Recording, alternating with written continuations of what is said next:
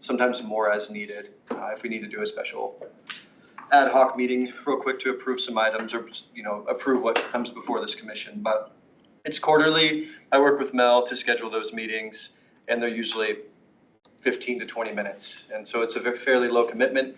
Our priority, charge is to pitch ideas for the Inglewood Quarterly Magazine when it comes to what goes in there regarding sustainability. And so it's fairly straightforward. And so if there's any members that would like to join, we'd love to have you. Again, low commitment, and it's fun conversations and ideating. If there's any interest. If not, we can make do with 3. And you said you don't have fixed meeting times, kind of as available. It's kind of as needed. I usually try and we give like a few weeks to a month heads up, and she'll send out a doodle poll with 5 or 6 options, and we land on the one that works and they're virtual, which is great. Interested? Yeah, it's kind of because my schedule also varies during the week. So yeah. Okay. Yeah, we do weeknights. Usually seems to be the easiest after kids' bedtime. Can I do a motion? Do you all want to hear about both subcommittees first? Do you want to vote on one as you go? Totally up to you all. And Rick's on if he needs to talk about. I would say Rick just joined. If we need to bring it up, Rick. Let's go through both first. Is that okay? Yeah. So that we can compete. We have a mark for ours, which okay. Okay. Rick, are you? Hello. Audio. Hi. I'm audio. I can't seem to do visual, but you don't want to see me anyway. Not true. Rick, Tracy got a promotion from the commission to the city, and so there's now a vacancy on both subcommittees that we've created, and so we're just kind of pitching our case for our charge and what we do and our time commitment. So I kind of made mine. Rick, do you want to make a pitch for your subcommittee and what you guys do and how often you meet? I would recommend that Matthew be included on our subcommittee. Who's Matthew? I think he means Bruce. Oh, Bruce.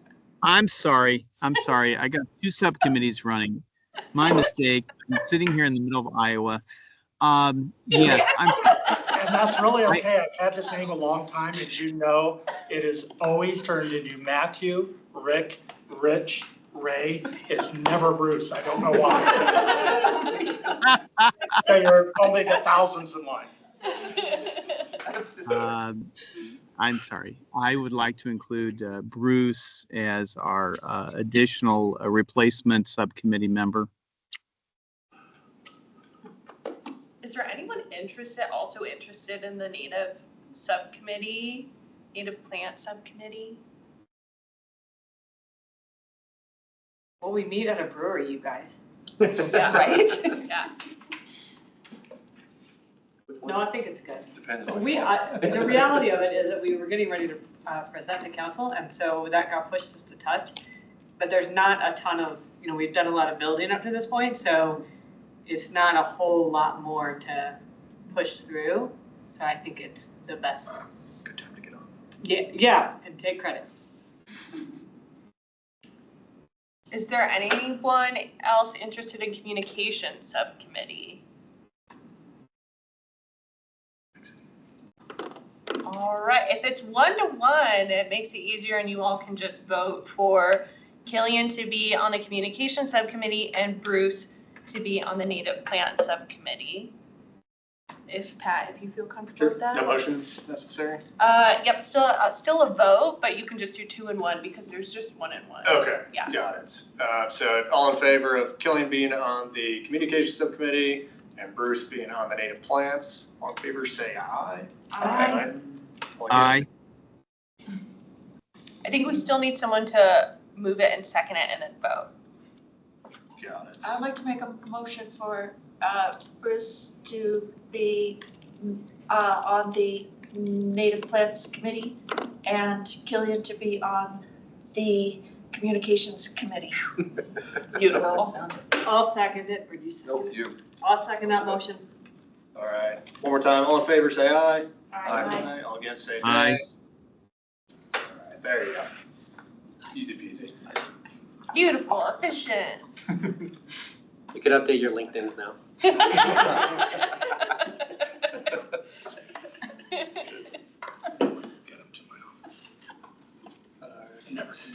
All right, so next up, any standing community projects updates?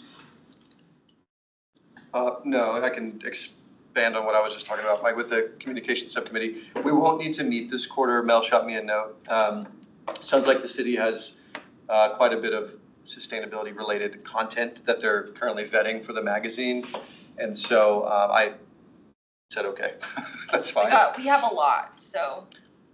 So we'll reconvene early later this year. We'll have one more meeting before to talk about this spring. That's it. Rick, do you want to do an update? Sure. It's been a fun day.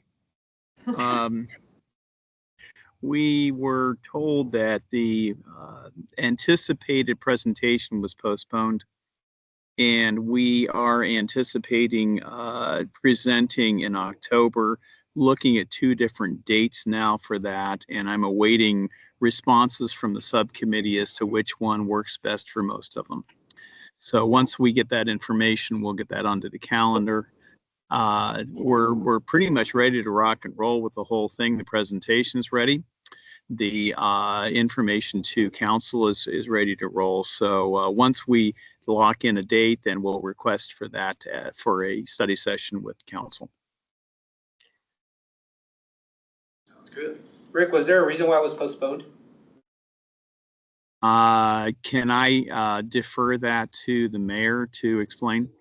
Oh, actually, no, that was my question. I have no idea why. Oh, yeah, there was a special meeting called for the 22nd for council. No, and so it just got shifted to October, Okay. is what I was told. Oh, okay. All right. It made me concerned. I was like, wait, if you don't know, I should know.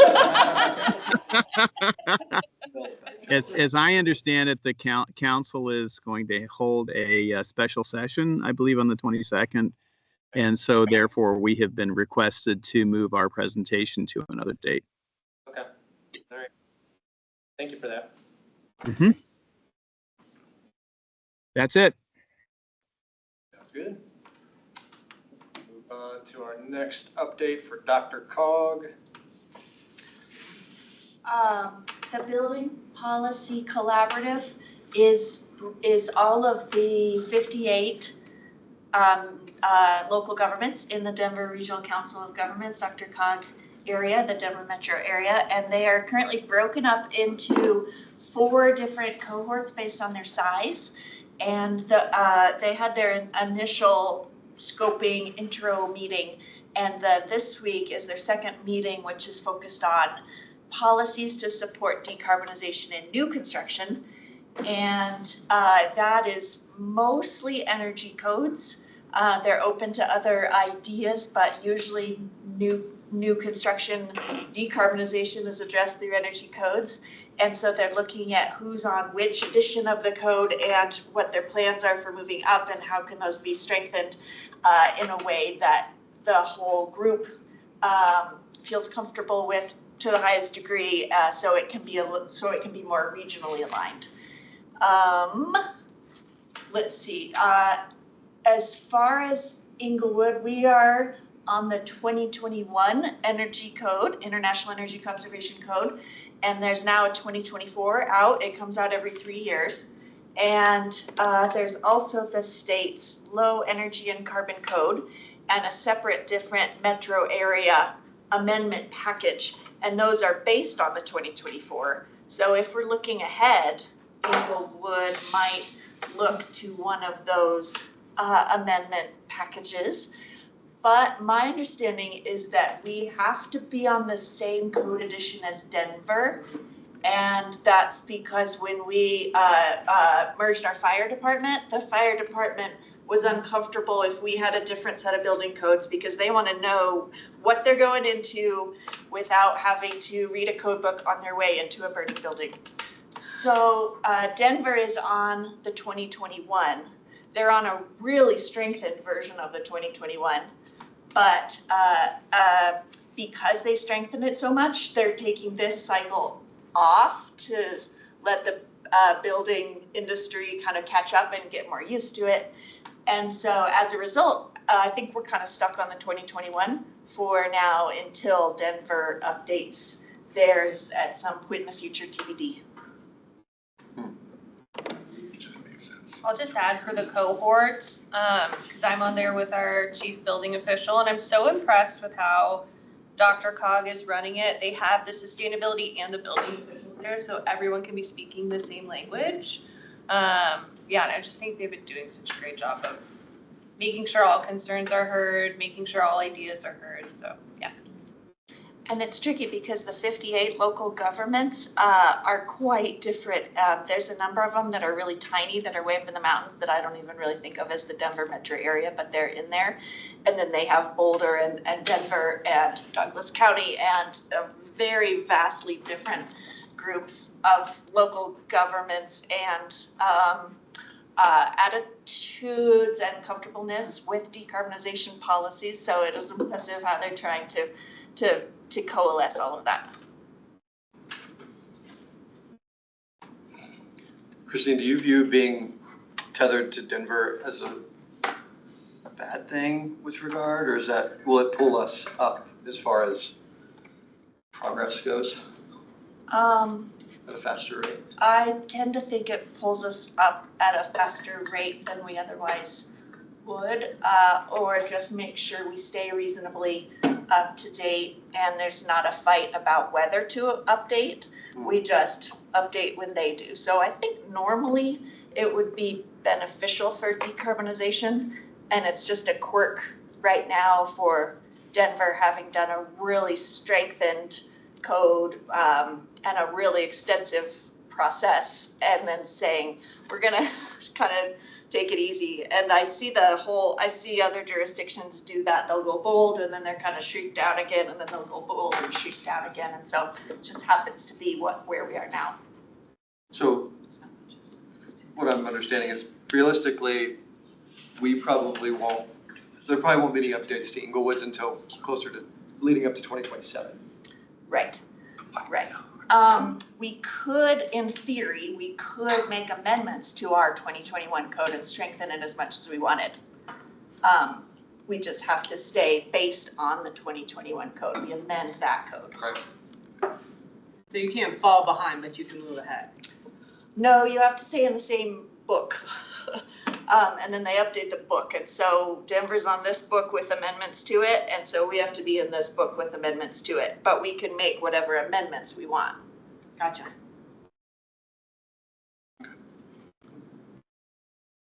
How often are you all meeting? Monthly. Oh. Each cohort is meeting monthly.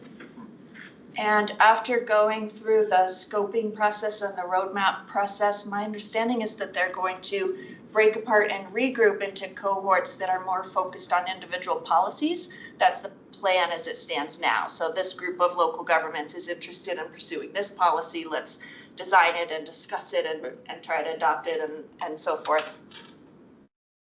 That's kind of cool.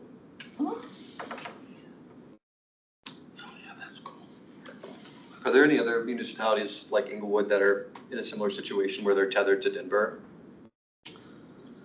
Or is it just the uniqueness of the fire relationship? Right. Across the state, there's a number of them that are tied to their county. They just let their county do it. But we're pretty unique with being tied to Denver with our fire thing. And it's also kind of interesting because Denver and Inglewood are so vastly different in terms of size and capacity and so forth, but so be it. West Metro and South Metro aren't like that? Since they're, no? I can't think of any others in the metro area that are tied. There could be some that I'm not thinking of. I'm blanking of Sheridan. I feel like Sheridan uses Denver Fire, but I don't think they're tied to Denver codes. I could be so wrong on that though, but Sheridan's so small, I just can't picture them with their own fire department. Are they using West Metro? I don't think they're using Denver. Or South Suburban. It's not necessarily an automatic thing that if you share a fire department, you have to be on the same building codes. That's just the negotiation that Inglewood and Denver made when they merged their fire departments. So that's what the fire officials were comfortable with at that time. It seems like in terms of I want to balance, you know, decarbonization with, like Denver's not being too aggressive with it, so you can't decarbonize stuff that's not getting built. It seems like maybe at least have an index for Englewood to pay attention to. Agreed. It's Denver.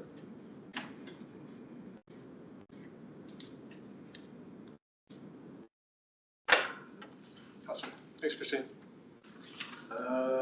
Next up, we have the Bellevue Bond Project update. I'll take it away. So I'm Adrian Torres. I'm the open space manager. As some of you may or may not know, Elizabeth and Logan are on the bond oversight committee. After one of our committee's meetings, Logan approached me and asked about what this committee could potentially do at Bellevue. So that's kind of why we're here tonight. So I'll give you a quick overview of where we're currently at on the project and kind of where we're going. And then Tyler will talk more about the FEMA floodplain and what we can and can't do in that area. Cool? Cool. All Yeah, right. thanks for being here. You betcha. So kind of where we're currently at, we had to do a feasibility study to find out potential areas within the park that the farm could go that was out of the floodplain. So that was phase one of this project. We are wrapping that up, and they gave us 3 locations within the park that could be used for the zoo barn. The one that's kind of coming to the front at this time is kind of closer to Pirates Cove, kind of more up towards that path that goes back to what we call Bellevue 3. So kind of behind the cove a little bit, just to give you a general idea. That kind of came as the best location as far as operations of the farm, fire access, out of the floodplain, ADA access. So that's kind of the direction that we're gonna go now. Phase 2 of the project, we're going to council on September 15th to get the contract approved to actually start the design. So we're far from being ready to build or anything, so this is a great time for us to talk and get involved in this project. Budget for Bellevue is $9 million, just to kind of give you guys an idea of total budget. The feasibility study was roughly $180,000, and the design for the park is going to be right around $700,000, give or take. So that's already down to close to $8 million working budget. Some of the big goal was to move the zoo barn out of the floodplain, give ADA access to Big Dry Creek. Like I said, we're going September 15th to council. So after council approves the contract for the design team, then that's when we'll start the design. So we haven't even started getting into the design of the entire park yet. We have any questions on kind of where we're at? Go ahead. I was just wondering where the railroad falls in that. So Bellevue Park Farm and Train was built in the 60s, and FEMA didn't even come around until the late 70s. So as long, and correct me if I'm wrong, we're grandfathered in as long as we don't make improvements in that area. So the train will stay where it currently is. That's interesting. What constitutes an improvement?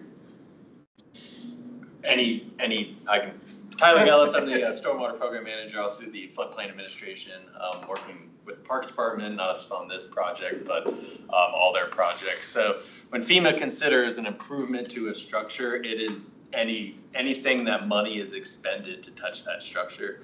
Updating plumbing, updating electrical, painting, putting new floors in, and there's a threshold. But once you start touching, it gets lumped in, and you no longer have to bring that into compliance, which if you're in the floodway, means you can't be in the floodway. And so the terrain itself is gonna stay where it's at, but it would be in the floodway, but you're not touching it, so you don't have to move it. Correct. And but if something were to happen to the train, well, I guess we don't have flood insurance, so that's not a big deal. You know, it's not covered and can't be, you know, FEMA wouldn't pay to replace that or anything like that, so. And if it does destroy, you'd have to rebuild it, you'd have to move it, so. I see Rick has his hand up, just flagging it. Yeah, my question had to do with if the barn were to be moved above the floodplain, would that eliminate parking in that area? And would ticketing take place in that area then? Was that kind of the plan, Adrian? So to answer your question, no. One of the proposals was in the parking lot, which would take away parking. The area that is leading currently is out of the parking lot area. So the parking would most likely stay close to what it is now. Would that, I know that area pretty well. Are we talking about moving up toward the path that splits the water center from the park as far as location? What would you visualize that as happening? Exactly, Rick. Where that kind of triangle is, where all the paths kind of split, would kind of, if you can envision that as the front door. That's roughly the location, and it would go back towards Pirates Cove from there. Okay, thank you.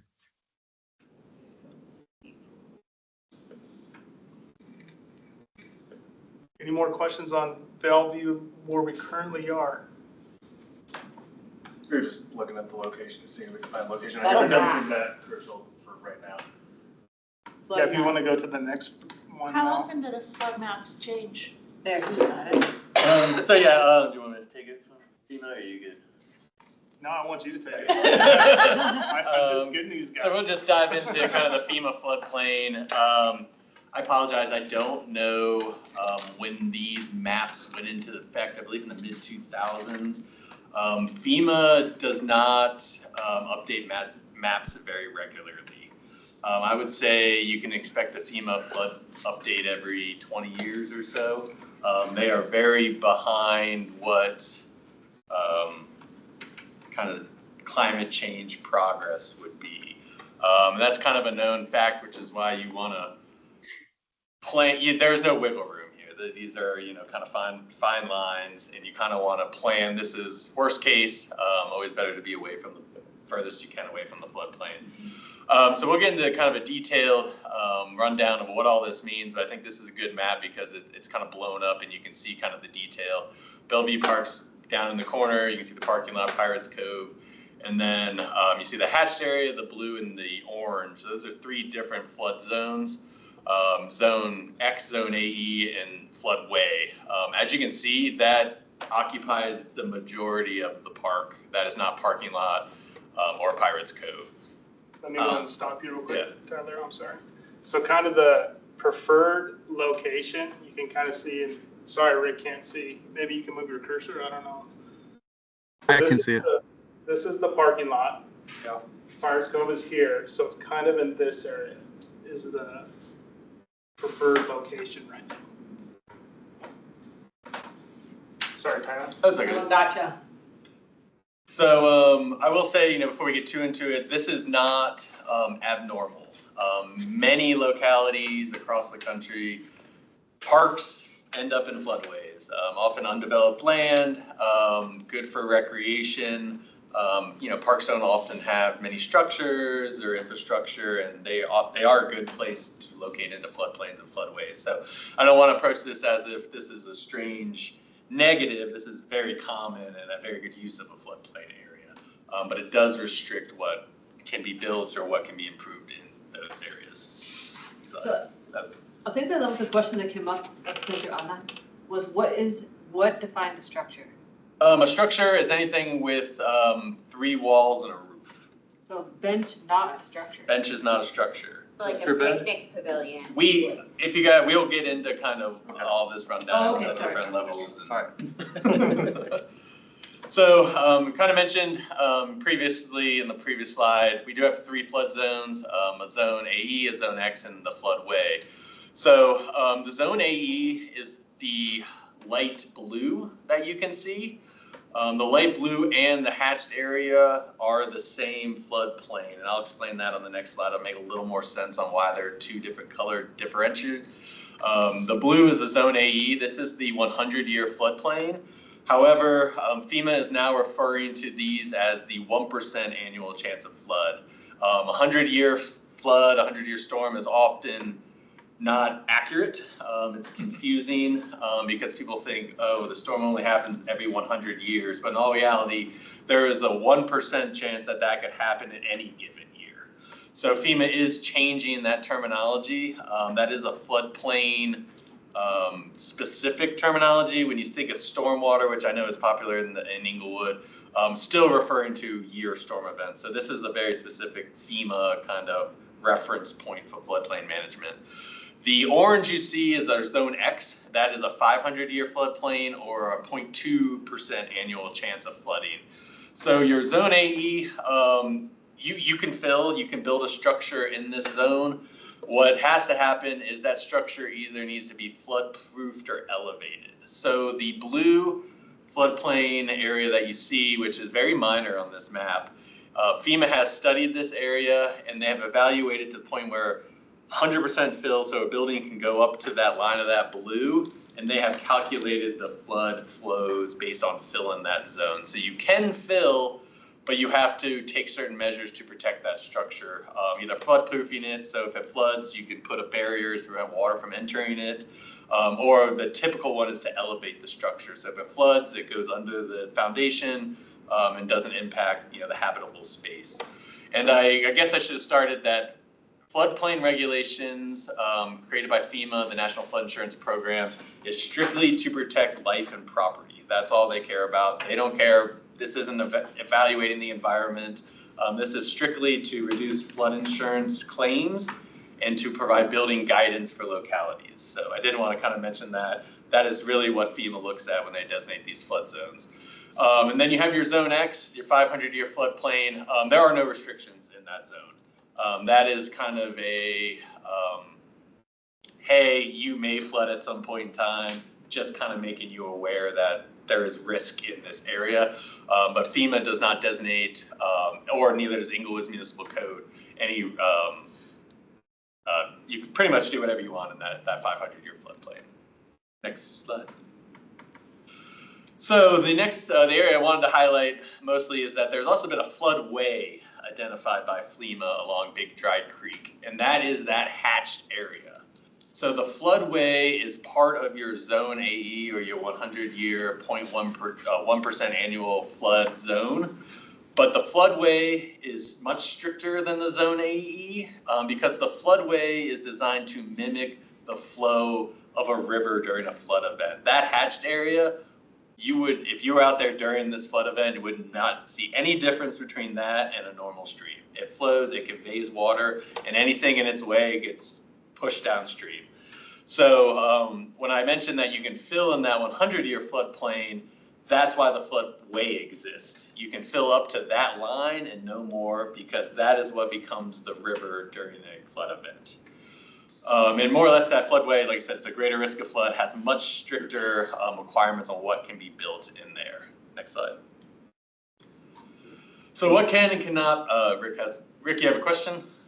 Well, I was just going to comment. I live literally within probably 100 feet of that area, and that during heavy rains, that floodway fills to at least half of what you're showing right now.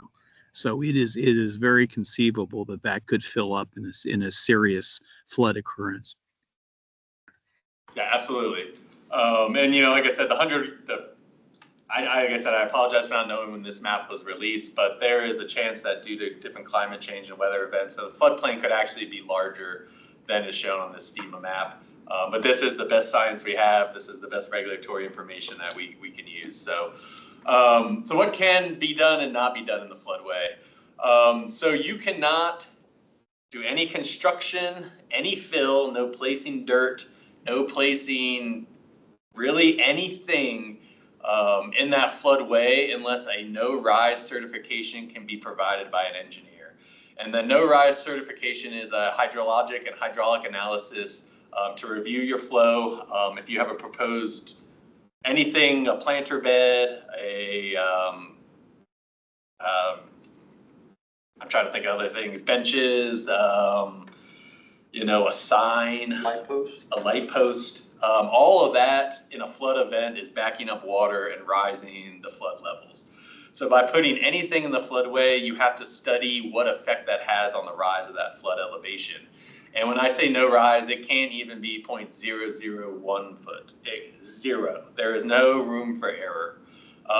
And without that, the only way to put anything in the floodway is to go through FEMA. They approve it, and it's not a supported process. It's advised against. So really nothing, no fill, nothing that's above grade can really be put in the floodway unless a no-rise certification can be determined.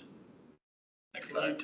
Sorry, Tyler, can you talk a little bit about the cost associated with getting these no-rise certifications? Yeah, so no-rise certification is not something that can just be done willy-nilly. It's a very complicated process. They have to, an engineer who has experience in studying hydraulic analysis gets the model from FEMA. They have to then develop their own floodplain model based off of that, input whatever item, whatever fill wants to be placed in the floodway, model that, model the flood rise, and then determine where that flood rise is. So it's a very expensive analysis and not something that, you know, is taken lightly. Even, you know, you think things are minor, but even, you know, while it may not have, that's not gonna have a big effect, but, you know, 6 inches could destroy a structure, a house, you know, half a mile downstream. So these are all very cumulatively related. And if you do study a no-rise, the guidance is to evaluate the entire cross-section of the river 1 mile upstream and 1 mile downstream. So, next slide. Can I ask a high-level question? I mean, if this map was released 20 years ago, I mean, we had known that the farm was in the FEMA floodplain, right? What triggered the farm's move? Was it discussions around the bond or upgrades to Bellevue? What started this whole process conceptually? Have we known about it for a while? We didn't know that it was in the floodplain when the consultant first did the concepts for Bellevue Park. If you remember, their plan was to rebuild where it was. Yeah. I think it was recently, I don't remember what year, but Victor, the new public works director, brought this to our attention. And that's what triggered us, or triggered the process of moving the farm out of the floodplain. And currently the entire farm is within the floodway. Correct. And you gotta improve it, you can't leave it as is. Little chickens need some love. And I had a question there real quick before you keep going. With regard to the railroad, my understanding is that's grandfathered in. It doesn't have to be moved right now. It would have to be relocated for any improvement. Does improvement include repair or maintenance, general maintenance? Yes, well, are you talking about the tracks or the building? Because there's a building associated with the train, right? Yeah. Oh, there is, yeah. So the building, it's a threshold. You can do repair, you can do maintenance until you reach 50% of the cost of the structure. And that is not a cost we get to decide. It's got to be appraised and assessed. It's called a substantial improvement factor. That's a FEMA requirement, meaning that you can't have a structure in your floodway or floodplain that gets destroyed over and over and over and over and over again. You just keep rebuilding it because you're grandfathered in. There's a point where they make you move it, or you can't do any more improvements to it. That's Rick's helpful. got a question. So it's conceivable that repairs to the existing barn could reach up to 50% without triggering that. Is that correct? That is correct. My understanding is the improvements are much more substantial than that. Yes, yes. What improvements would trigger that then? How much would we have to do? We don't know. We'd have to get it appraised. I'm not able to answer that question with the information we have on the existing structure.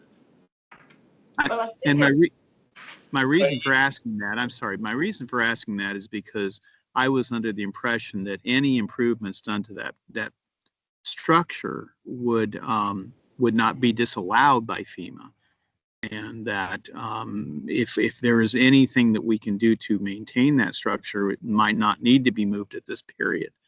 Well, I will also, maybe I left out an important component of that.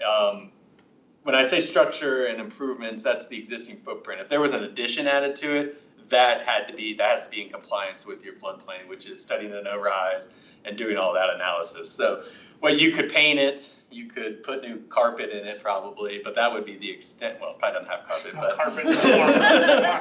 I'm not sure the animals need the carpeting, but no. Yeah, but the structure itself needs improvements that are substantial, right? Like Yes. the structure can't stay as it is in this, it can't, right? Because I don't think it's a structurally sound. It needs improvements, Safety. if I remember right. Yeah, it's a very old building. It's overdue. And even something like a new roof would probably trigger the substantial improvement factor. I think it's like similar to the water, where it was a infrastructure that was not maintained over time. And so what's happened is now it's got to be all done up. Versus if it was maintained little by little, maybe we wouldn't be in this position.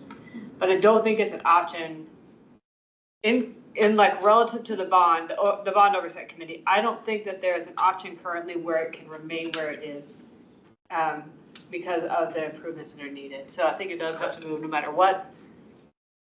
Otherwise, like, it's just a wrecking ball. One of the things that's going to be added to the farm that we currently don't have is a restroom. A lot of young families who are there, if you're a parent or if you have a 2 or 3-year-old that has to go pee, they have to go pee now. And our restrooms are far. will the animals have to use it too? What's The that? restroom, will the animals have to use the restroom? I don't think they're that trained like that yet.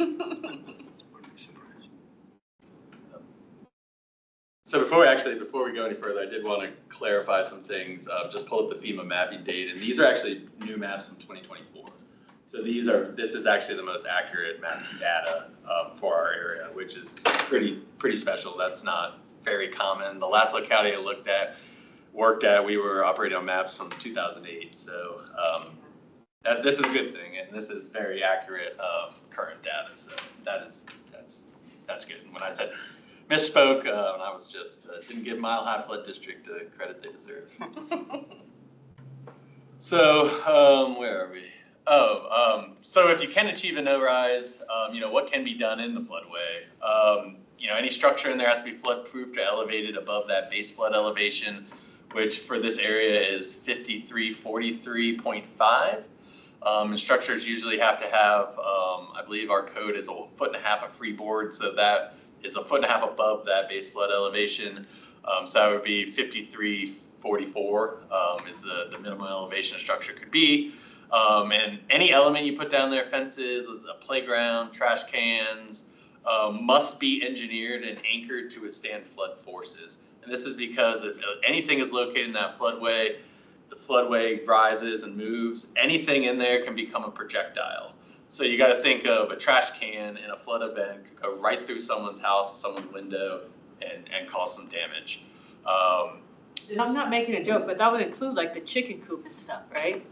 Correct. I mean, if anything in the floodway in a flood Feeding event is, animals? if it's not anchored and engineered, it's gone.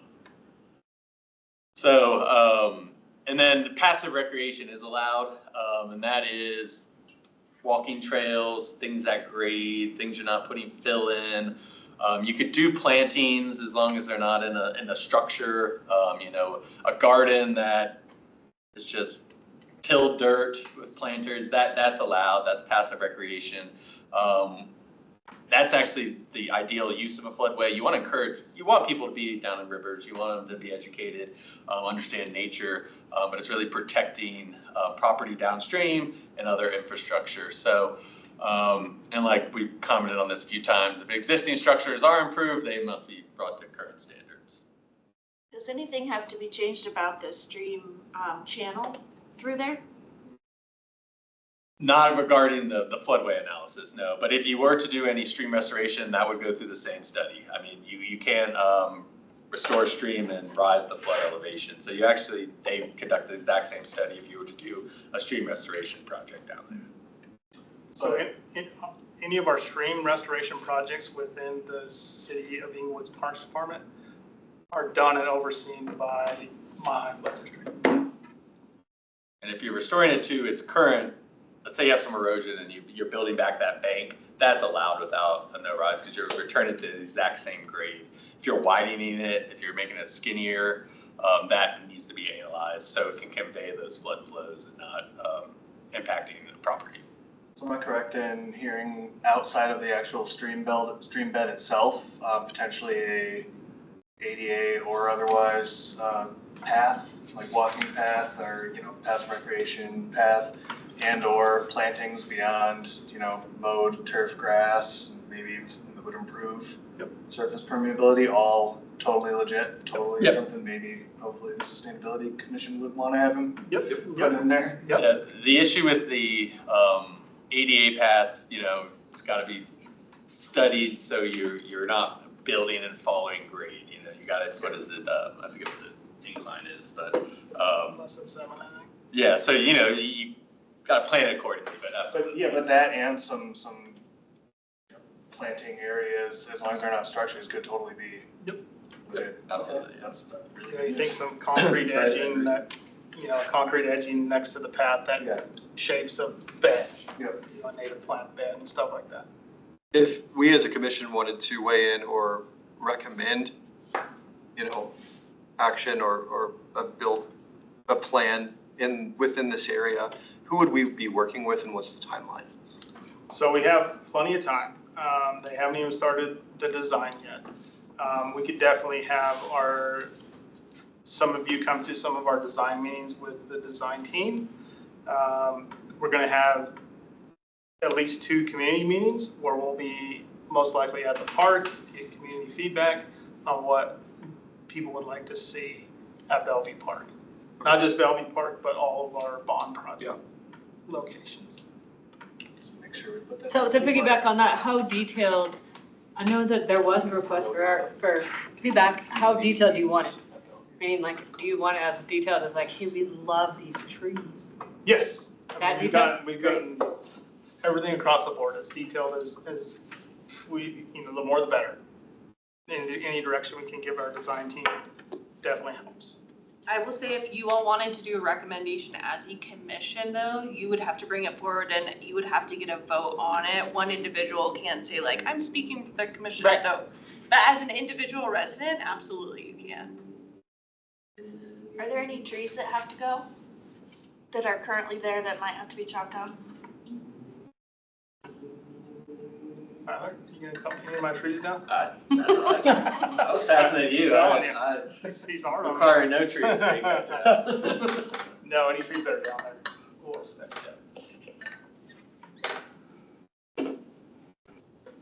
I know you said they have a lot of time, but like roughly is it like, if say they wanted to do a full commission recommendation, would they have to get it to you by like end of 2026 or? Well, kind of how the design process works, I say we have a lot of time. We have a lot of time before construction. Design will take most likely a year. We haven't started design yet. So probably, the sooner the better. I mean, it's not urgent, and there will be time to make changes to whatever design they initially come up with. But if we get a recommendation now that we want to see this in the park, then we can lead the design team that way as they're doing their initial designs. And you might not have the answer, but I guess I'd like to know, do we need to have a commission-wide discussion if we're gonna make a recommendation and have, as a commission, and take something to the design team and attend the public meetings? Should we dedicate time at next month's meeting to discuss this? Or can it be, priority B, at a future meeting, in November or something? I guess how quickly do we need to be? I guess sooner the better. As I say, if the stakes are just what we'd like to see, Yeah. that's not even close to binding, so. Yeah. I think this is on that, motion. I think we should have time set aside in every future meeting to start with an in-depth discussion, get something, and then at least revisit it. When would the public meetings occur? Like next spring, next summer? I could guess and give you a wrong answer, but, I don't know. Oh, because I was thinking it would be nice for the group here to go Yeah, like in conjunction, Yeah. riding the wave with it. Yeah, like obviously go to those meetings if we can, but it would be nice as. But you can't speak for the. No. No.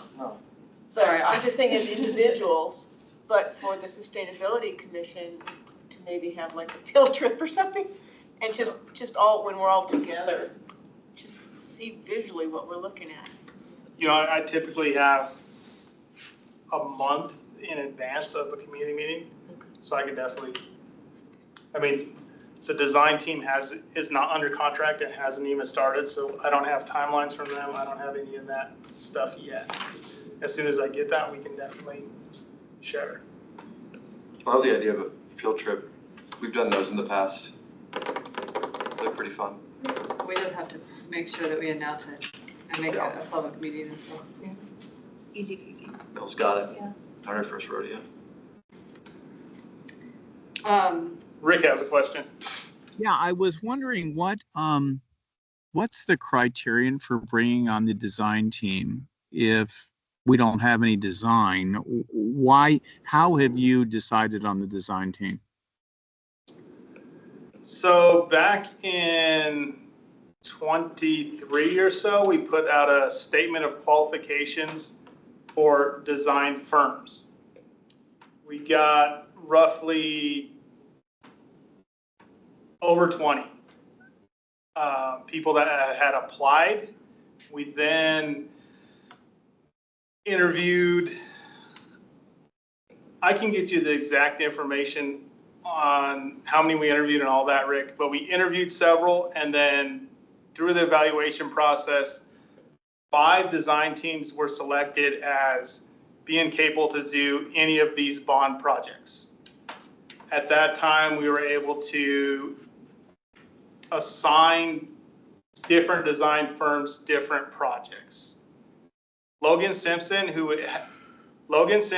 is doing this project, has a long history with the city of Inglewood. They're the ones that did the master plan, the parks updated master plan, and they did the master plan before that. So that's roughly kind of how the process went. We put out a request through the procurement to get design firms to apply to potentially design the bond projects. Okay. Were they provided with the budget for that specific park, or are they going to create something based upon what their what they would plan or what think that would work well with the park? After the design teams were assigned parks, they were given the budget. Okay. So Logan Simpson knows the budget we're working with, the request from the community and the parameters of the project. Okay, thank you. Just on a side question, when those design companies, when you're evaluating them, do you ever look at I guess like their sustainability practices as well? Meaning that, this is like, we're really focused on sustainability and native plants and this is our focus? Or is that ever a parameter in that decision-making process? There's an evaluation committee made up of city staff, not just Parks, Rec, Library, and Golf staff, that evaluates the proposals that are submitted to the city.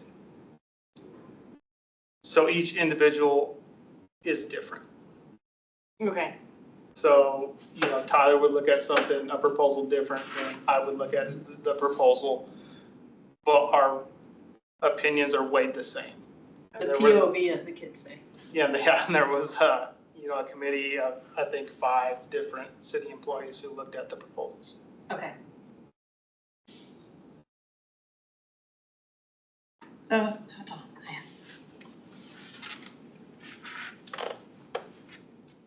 I'd like to get Mel on that committee somehow. Create Yeah, more I work was for her. thinking the same thing. I'm on enough committees. Just kidding, I would love Do you just need one more now?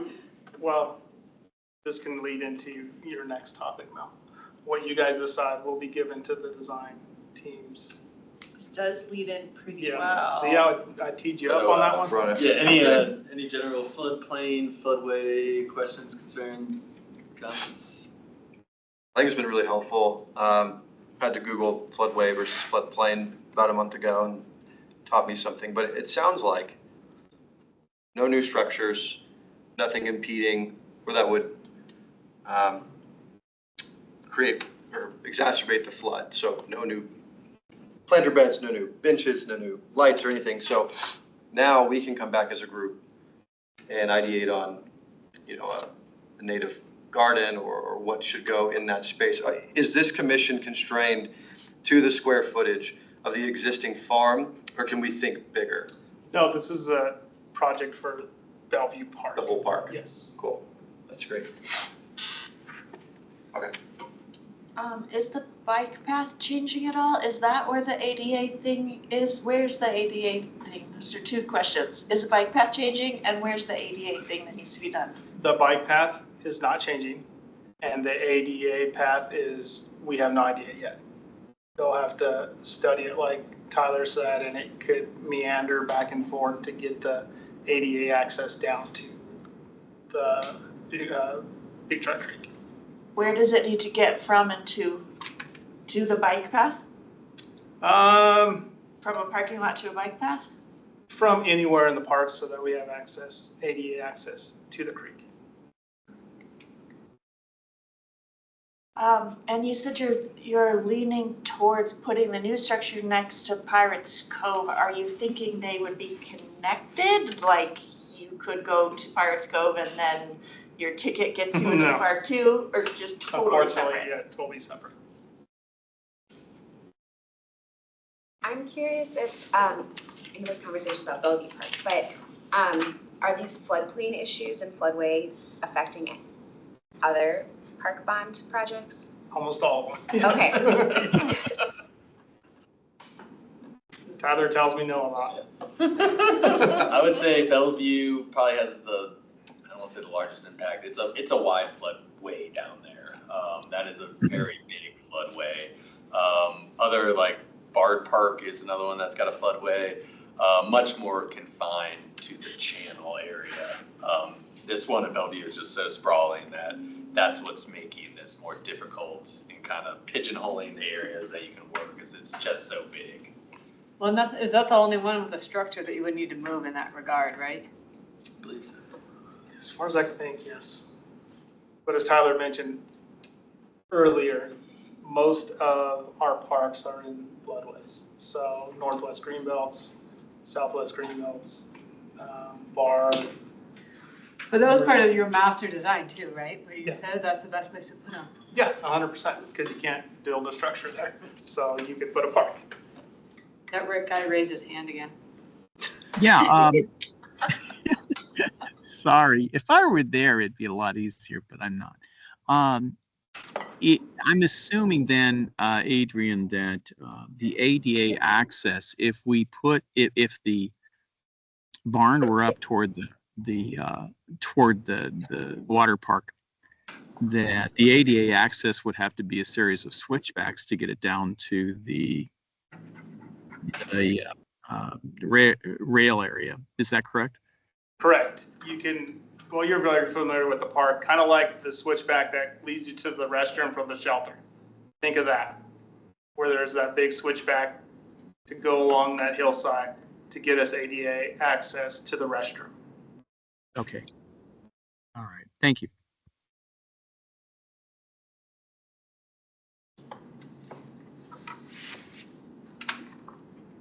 I have another question. Do you think, would you be able to give us like a picture, like a map that, I don't know, I suspect that we're all having a little bit, maybe it's just me, but having a little bit of trouble envisioning where we're at exactly, because this looks, does that make sense? So I think we're trying to envision what area we're trying to look at. You know, does that make sense? Do you have like a Google map or a screenshot or even the cartoon drawing that the design people do? Well, they haven't hired a design team yet. What? You haven't hired a design. Yeah, no, Well, we've picked a design team. We yeah, don't have them under contract. That's Okay. we have to go to council to get the contract approved. Yeah, we No could, cartoon drawings yet. 'Cause well, if you just had it, no further drawings yet, so.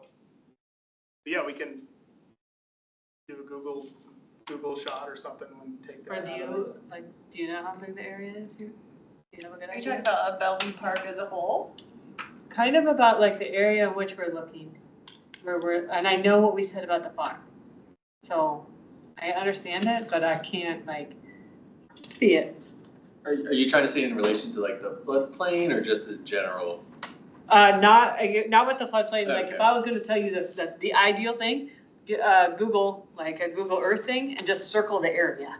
So we know exactly where we're looking to put those changes. Like a satellite Yeah. photograph, sort of like you're looking at a house. So like. Yeah, cause but that's just me, and so, I mean, I'm sure everybody else can look at it, but I look at like the floodplain, I'm like, I don't, understand where this farm is gonna go, even though I think I do, but then I was like, no, I think that's a road. So I'm just Well- struggling a little bit there. So if you, well, not the overview, but both FEMA and Mile High Flood District have interactive maps with this overlaid, so you can zoom in and kind of, more or less Google Earth with the floodplain kind of overlaid.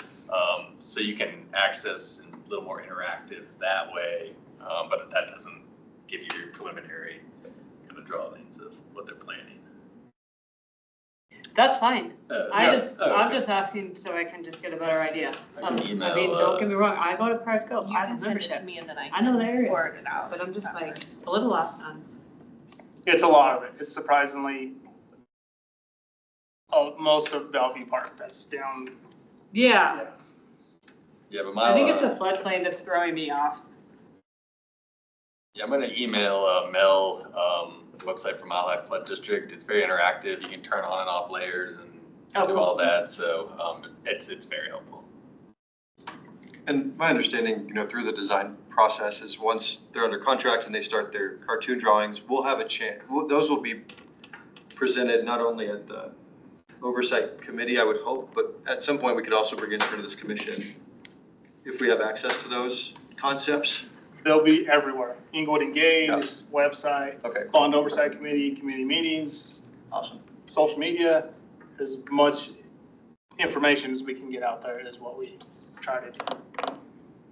So I foresee us as a committee proposing what we would ideally like to see without knowing their plans at all, a preliminary recommendation of, native plants, what have you.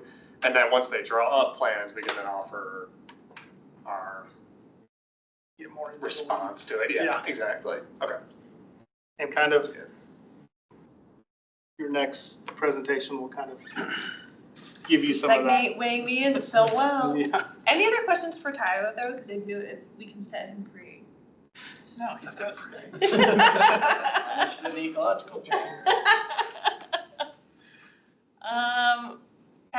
are you good moving to the next one? Yeah, totally. Okay.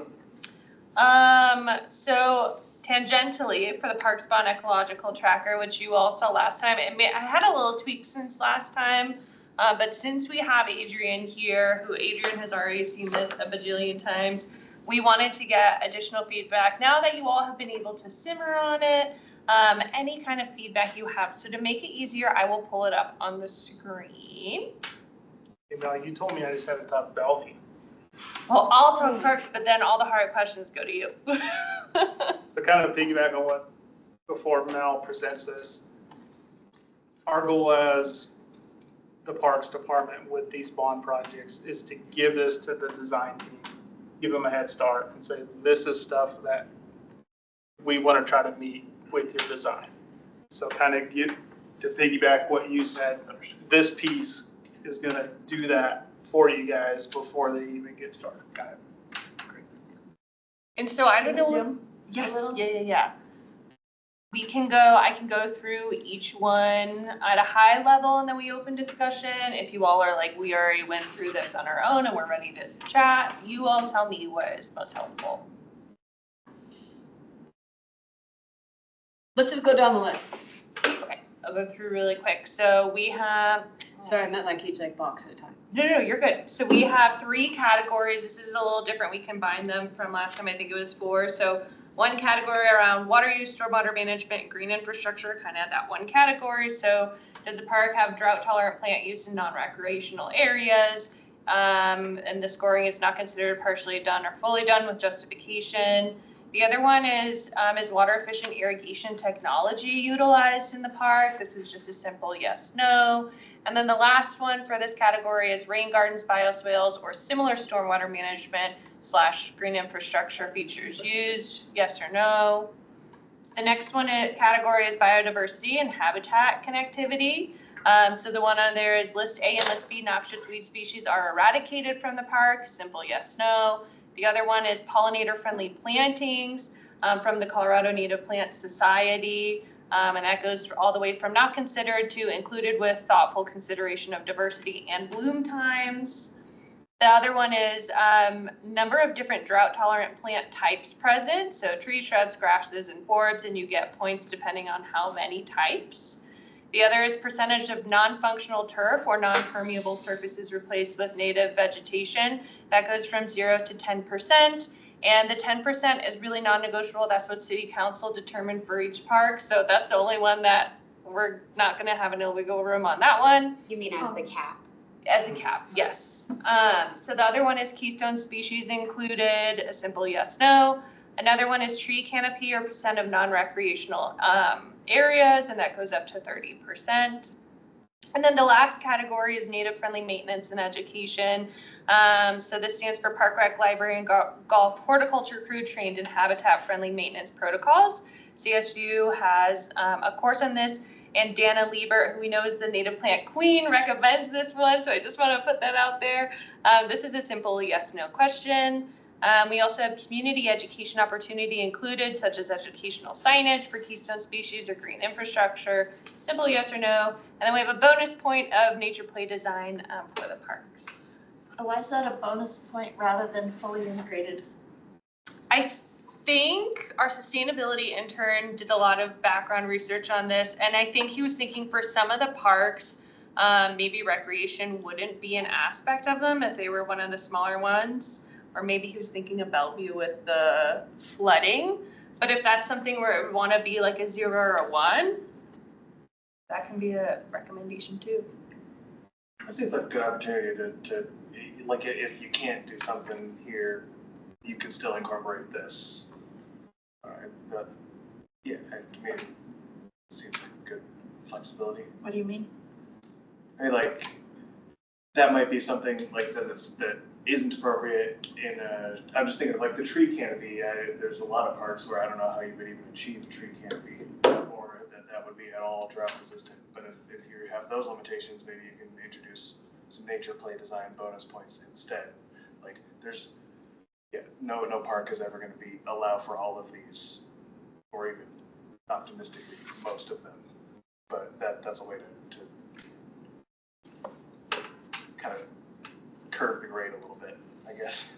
So I like it. I would like including it to the highest degree possible if it is a 0 or a 1. If there could be a way where if there's no playground, then you're not penalized. Like your total just goes down.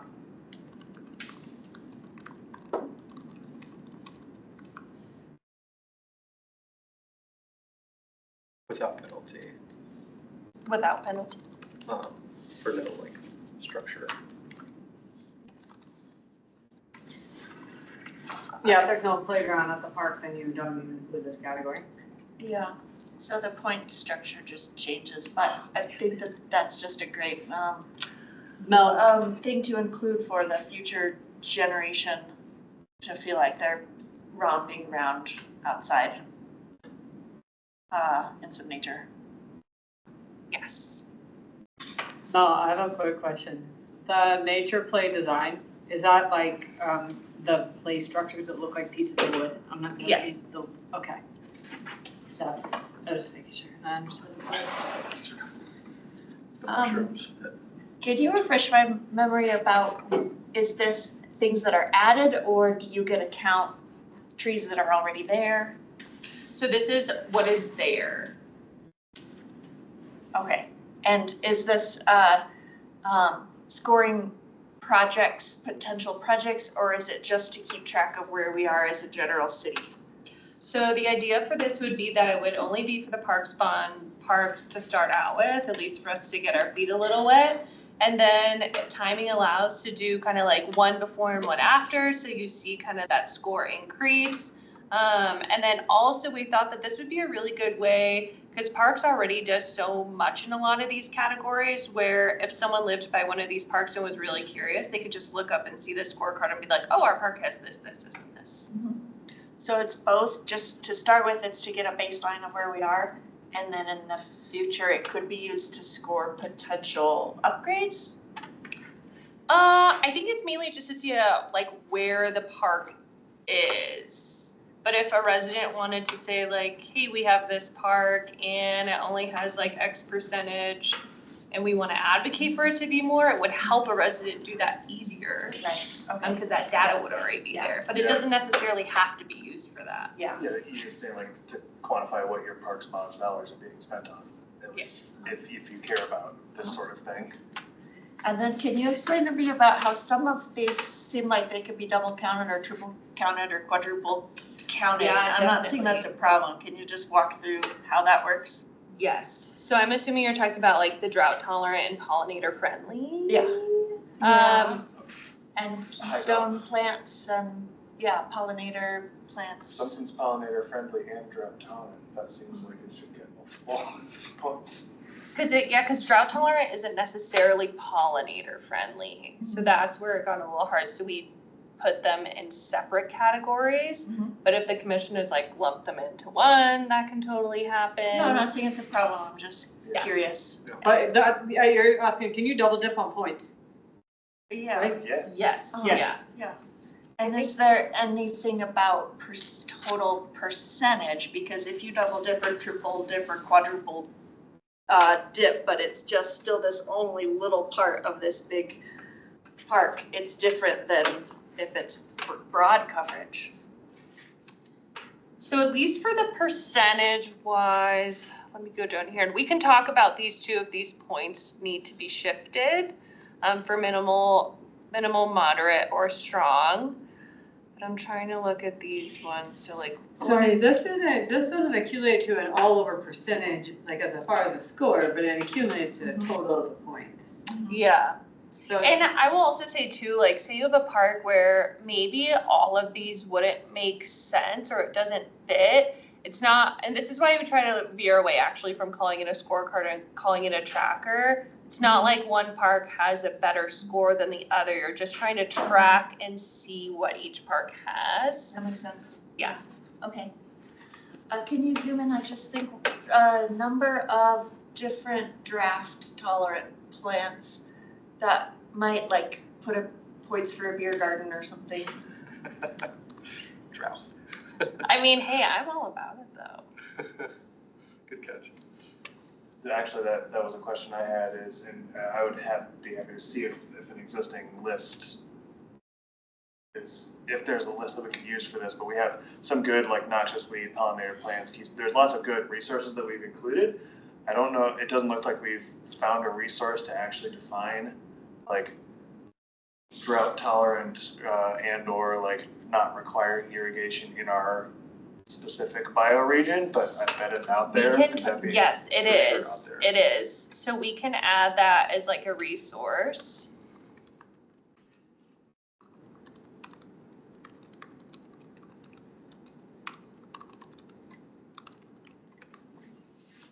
Okay, I can definitely. I'm also very happy that there's I don't think I saw this at the last meeting because I wasn't there, but that there's crew training factored in too, because I've seen Denver Parks and Rec just mow down milkweed like it wasn't even there. So I'm happy about that. Yeah. So I think we had this in our last one, we just refined it a little bit more to be more specific. Yeah.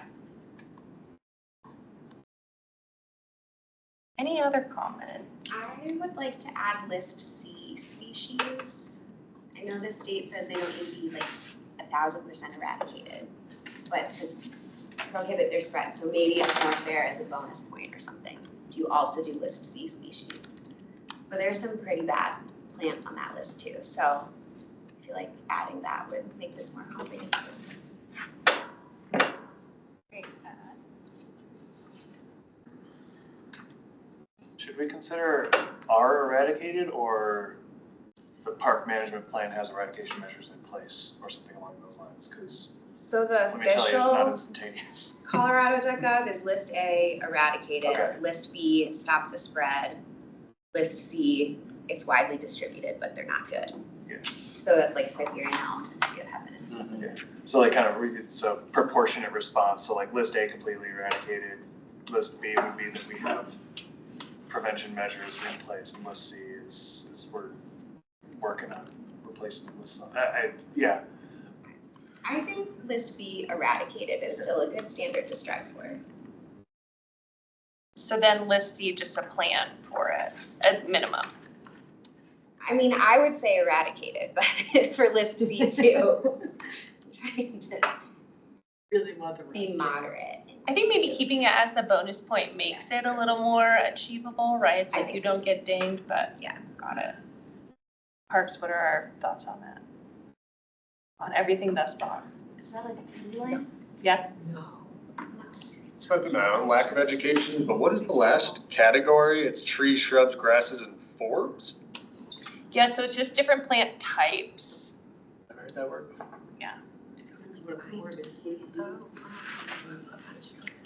Yeah, oh, totally. So I wanted to comment on the stormwater component of this. Are you guys viewing that strictly as a addition, or are these required stormwater management features to offset other park improvements? Colton and I were talking about this, we were just leaving it really broad, like if the park already has some kind of stormwater feature in it, it would get a point. If it currently doesn't have one, it gets added one, that's a point. Yeah, I was just curious because, you could have a rain garden to improve stormwater, but you could also have a rain garden to offset a path more pavement that is, added to a park. So different levels of, I guess, improvement factor there. When you're looking at list A and B and C, and maybe C is a bonus point, but maybe you could think about 50% eradicated or something, where it doesn't have to be 100, but something's done.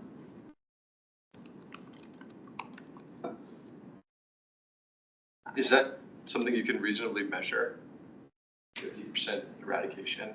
Yeah, that's a great comment too, because one thing that we really don't want to happen is that this becomes so onerous for Parks and Rec of like, okay, now we have to go out there and do Count all the these number. things. That's why in the earlier one, you might have noticed it was, or maybe it wasn't even on this one, it was a consideration of like urban heat island temperature, and we're like, like that's so hard to measure and so cumbersome.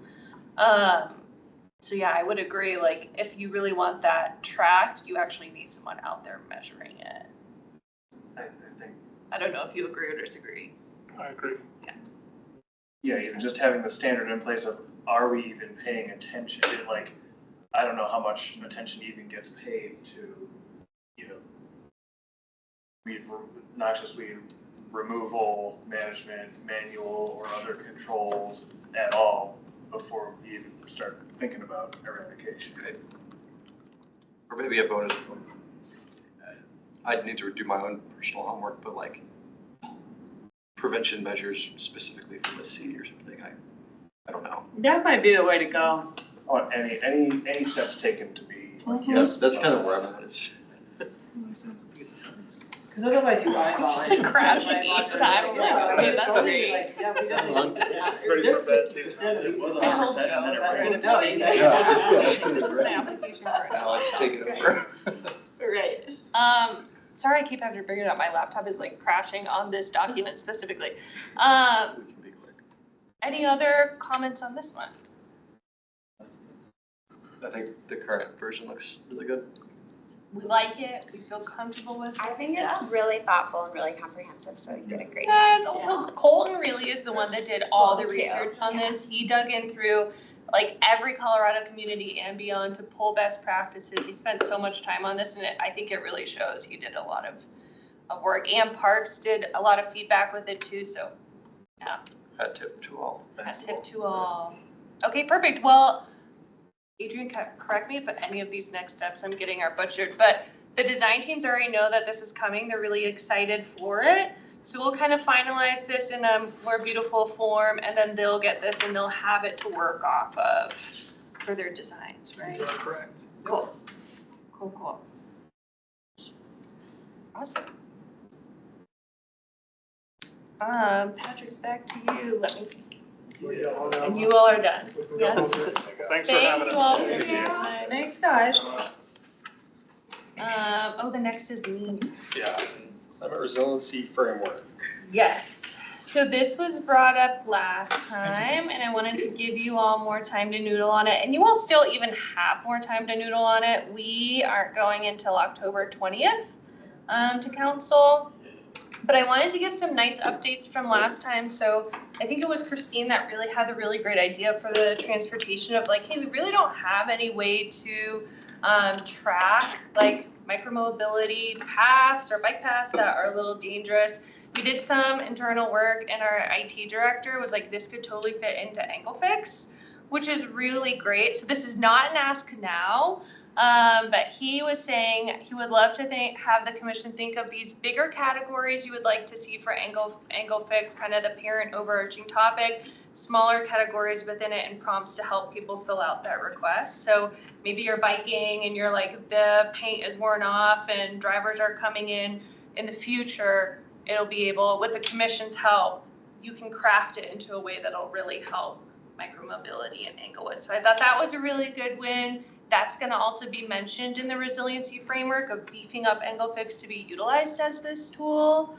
And then the other update is we presented, Colton and I did, to the internal leadership team, which means all the directors in the city, and it got really positive feedback, which we're really happy. We thought there would be some like gut checks from some folks, but they really liked it. They thought it was in a really good direction, so just wanted to relay that. And then I wanted to give time now, and I'll do another gut check next month for the final check-in on this project. But any topics people like noodled on and they're like, we really want to bring this up, or this is a gut check for me that I want to talk about for the resiliency framework. I had one, but I don't know if I'm like missing the point. No. That's good to hear though, if there is something that needs more clarity. I don't think it's clear. See, I think I might have missed the point. Here it is. There was a spot in it where you were talking about like biking safety, like a webpage, right? Yeah. Is that right? A biking whip, so like the There's a webpage educational. for biking. Yeah, like The educational campaign, so expanding Angle Ride where it's currently for just employees for this like educational micromobility and green commute to more of a community-wide campaign for green commuting. Is that what you're talking about? I think. So in that, I was thinking about it, that it was, might be something, oh my gosh. I hope I'm not overreaching, something for like kids, Well, we because talked- this is an incredibly urban area, right? You've got a lot of cars, you're on Logan, you got these bike paths, and there's a lot to think about. And young kids are learning to ride their bikes, like in our neighborhoods, have to deal with cars. Like you don't have the suburban cul-de-sacs and things to just kind of circle around. So I was thinking in that maybe like the workshops that teach kids how to ride on a road, or where can we go to one? Because they're also visual learners and also active, meaning that like they don't want to sit through a lecture, they sit through school, it's hard enough, but you get them out on the bike and you teach them how to do it. So that was just an option. But that fits so perfectly with the community ride, angle ride campaign, because it would mainly be about education. So the angle fix, when it gets updated, would probably like live in that city webpage, and then any workshops that people wanted to do for bike kid safety, because I think that's so spot on, could live all under this campaign. Yes. Not only kids, like new bikers too. Right, I mean, yeah, I got shoved around when I first started biking a little bit. But I don't know if I was in the wrong still, like, but yeah, I worry more about like my kids, because I'm like, God damn it, dude, you're like going Mach loony, and like, you're not even paying attention to the stop signs. But they don't know, they just think they get free rein. Mm-hmm. So, anyway, That was me there when I is was like a younger, little too. club that does that, but it's summer camp, where they ride around the cities. So that was it, and then I think I've said this to you a million times, it would be really nice to get that Eagle Bride logo onto things that the community can purchase. Yes. 'Cause I think the logo is love sweet. the name of that. Thank you, ChatGPT. I do too. 2 years ago. So I think it's. I was like, help me come up with a name. I was like, that's perfect. Perfect. I like that idea.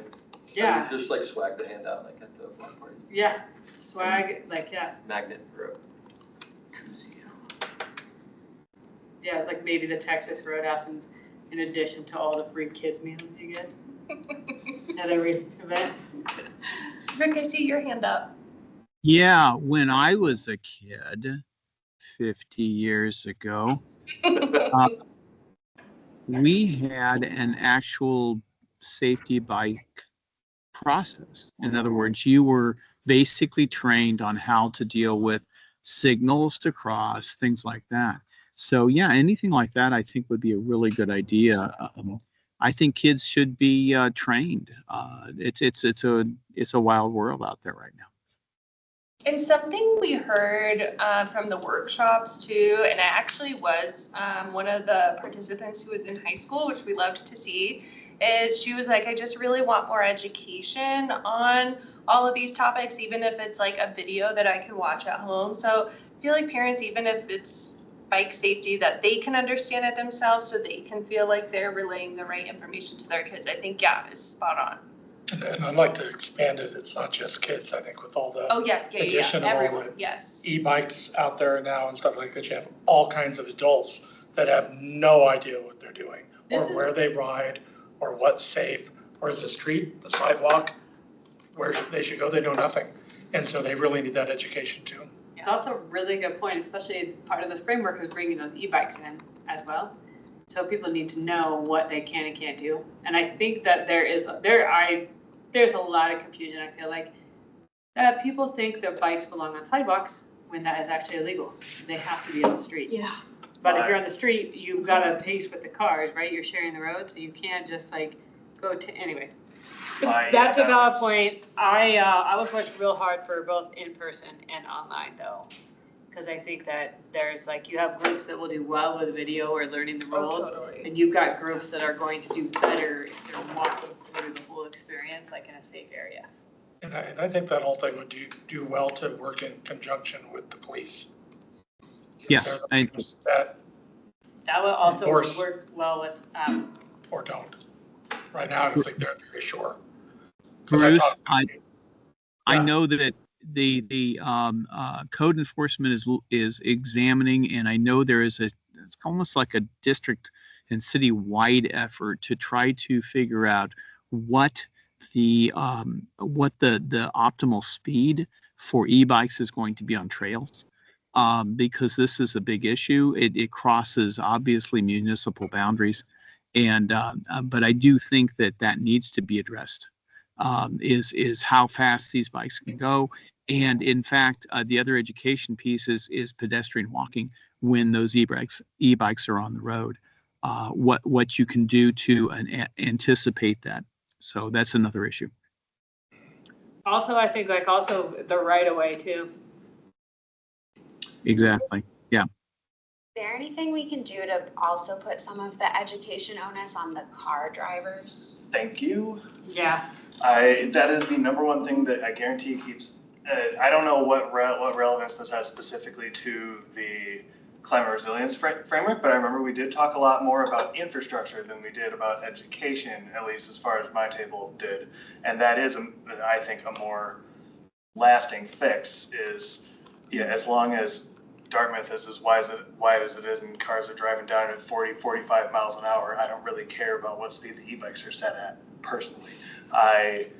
That is what keeps people from walking and riding bikes places is drivers and cars and the infrastructure that allows them to drive dangerously. And I don't want to lose sight of that within this framework, if at all possible. So I'd love to see, I think that the education components are important, but also let's be clear. It's cars and car infrastructures and the traffic sewers that cut through our city that pose the real obstacle for anyone trying to get around on a bike or on foot. And so as long as we kind of keep that weight in mind in the framework, because I know that was what was talked about in the actual workshop more so than trying to pass the buck down to kids rather than their parents. Right. So something we are doing in the framework, because we don't want to be repetitive from work already underway or already completed in Englewood. And I will say Englewood is doing a huge, a lot of projects dealing with complete streets, street calming. So we have that in the framework where you get to see the projects that are currently underway so it doesn't feel like it's getting left out. So we are mentioning the walk and wheel plan, the South Broadway Complete Streets project, and the Hampden Complete Streets project, which will really help make those more safe. We're not leaving out infrastructure. We're just not adding on to it because the city's already doing a lot in that regard. It's just going to take a few years to see that end result, which is unfortunate, but the money is being That's how already stuff there. happens. Yeah. I mentioned this last time, but I really like the posts, and I know, as a driver, I hate them, but I love them for the bikers, those posts that are on Yale from University of Colorado. those. What? I I hate them as a driver, but I also love them. What are we talking about? As a driver, The the section of lane Pike Lane in is Denver. so But narrow you have to now. go slow. I know, but it's a little actually too narrow.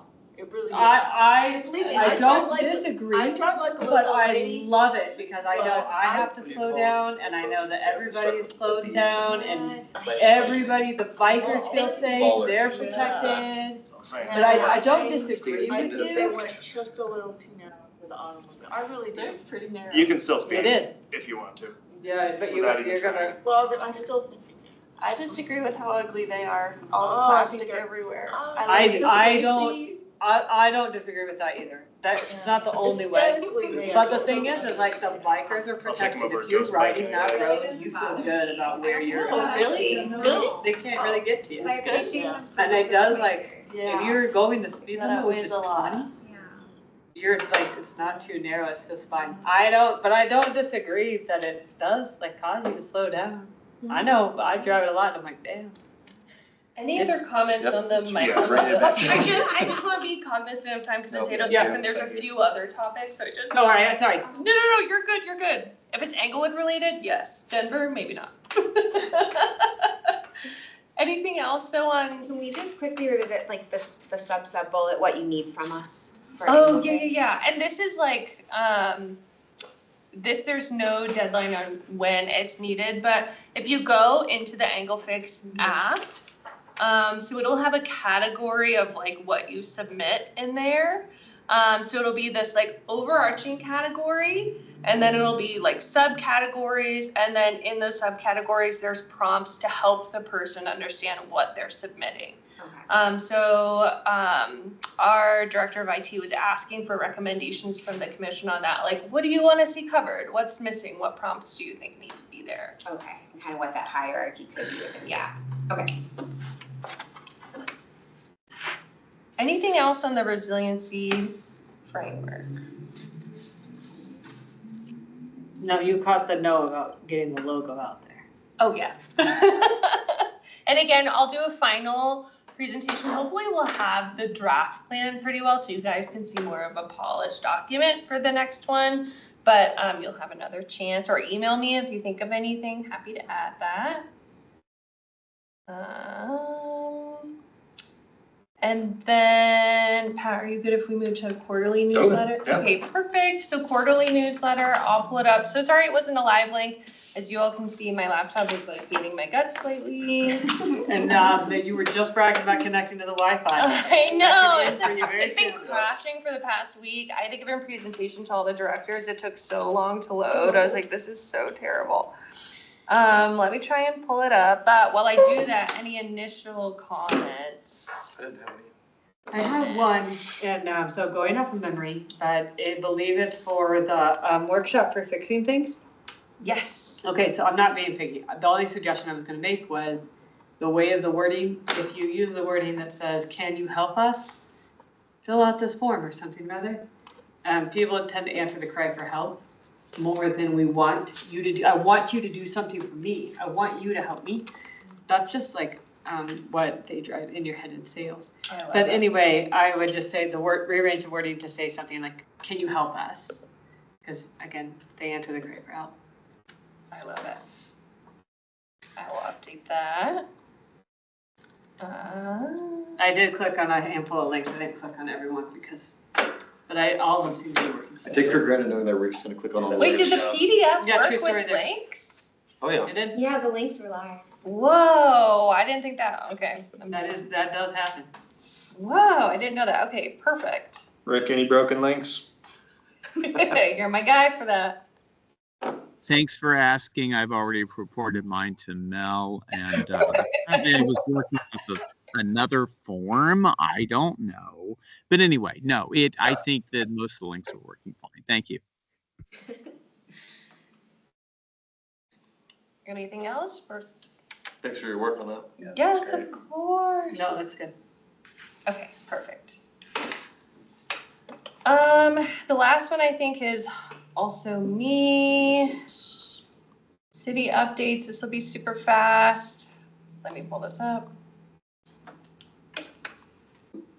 So the first one that I can go over, Rick already covered, is just that the native program is not going to be on the 22nd. That'll be moved, and we'll obviously let everyone know way in advance of when it'll be. The other exciting ones is on September 2nd, we had two big items passed. So we had a multi-million comprehensive municipal energy project was approved. So this will increase the energy efficiency at a lot of our main buildings. It'll add more solar to some of our sites, which is awesome. And then we also had the waste diversion plan approved by council with the amendment to remove the single hauler goal in there. Everything else stayed, so exploring construction and demolition stayed, as well as the regional goes in there, which was great. And then the final one, which you already know, is October 20th. We have the resiliency framework going in front of council. Any questions on that before we go to the next one? Great. Can anyone attend the study on the 22nd? Mm-hmm. Yeah, absolutely. Okay, I've never sat in on a study session.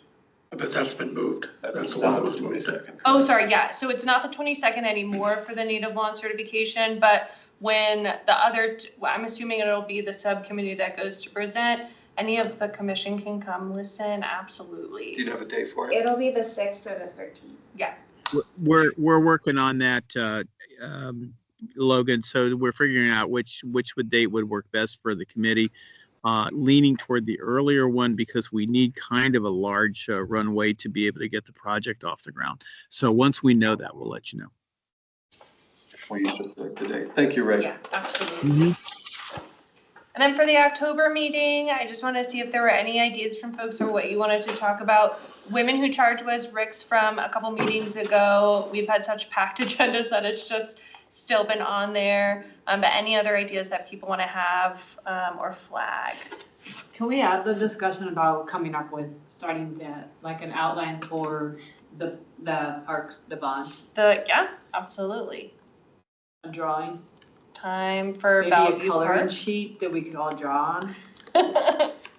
Time for Bellevue Park discussion. If you're all okay with it, I'll put on there the final climate resiliency framework review before it goes to council. Yep. And then anything else people want to add to that one? You know, let's take the Women Who Charge off of this and put it maybe in the spring or something. No, I don't think we need to be doing it right away. Okay, I'm just gonna make a note for myself. Spring. What is that? Women. Women, they like, it's the car chargers, right? The So electric- it's a nonprofit advocating for electric vehicles. Oh, okay. And the woman who oversees it is incredible. She's lovely. Yeah, they're great. All right, well, if you all think of anything else, let me know. You all know how to contact me. Thanks, buddy. Join the meeting. Ready? Everybody. Perfect. Thanks, Rick. Enjoy your vacation.